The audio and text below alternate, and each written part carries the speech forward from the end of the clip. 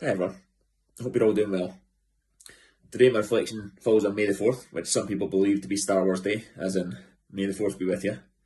And one of the nerdy facts about me is that I do love Star Wars, and my favourite character by far is Han Solo. I only watch the originals. I'm not a fan of the prequels, and the sequels kind of ruined as well, but one of my favourite scenes in the first ever Star Wars is when Han Solo is having a disagreement with another bounty hunter. And while the other bounty hunter is talking about what Han Solo's done wrong and how much money he can make by handing him over, Han Solo resolves this conflict by just shooting the guy. One of the coolest scenes, very cowboyish, and something that I just loved when I was a boy. And to be honest, that's exactly the way I want to handle conflict in my life. I want to just roll over the person, win the argument, win the fight, maybe not shoot them, but the simplicity of it is what I love. And unfortunately, that's not the way the world works. But conflict is a natural part of life, even for Christians, even if we're trying to be good and trying to do all the right things. Conflict is a natural part of life, and Jesus was known for handling conflict, and for not stepping away from conflict, but actually facing it. And one of the famous stories is of Jesus talking to a religious leader called Nicodemus, where Nicodemus couldn't get his head around what Jesus meant by being born again, by being baptized into the Spirit. And Jesus corrects the guy. There's a bit of conflict.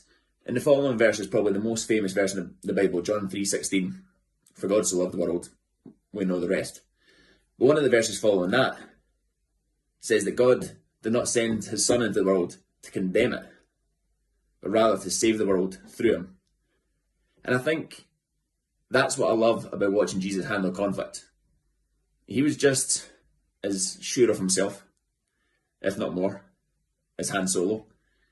He was just as confident, he was just as direct, but he never ever entered conflict purely to condemn the person. He always wanted to love the person.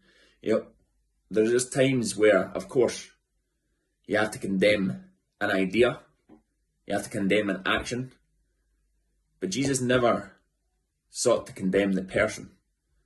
That's not why he was sent into the world. And when I think about my own life, I think about conflict in my own life, and I think, what are my intentions here? What are my hopes? What do I hope to get out of this? Do I hope to win the argument? And a good friend of mine said the other day there about gossip. He said, if you're talking about a person and at some point in the conversation you're not saying, how do we love this person better? Then you're just gossiping. And I feel like it's the same with conflict. If there isn't a part of you that's thinking, how can I love this person better? Then you're not acting as a Christian should. You're not acting as Jesus would.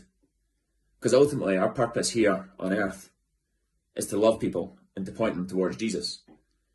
And Jesus spent a lot of his life having conflict with religious leaders, defending what the truth was, arguing for God. But ultimately, it was so that people could come to know him.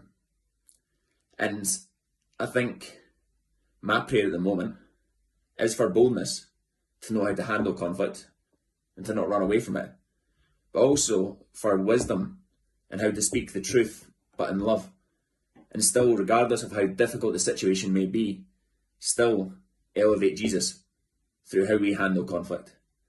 So that's the tension I'm dealing with just now, and I hope you guys have got something from that.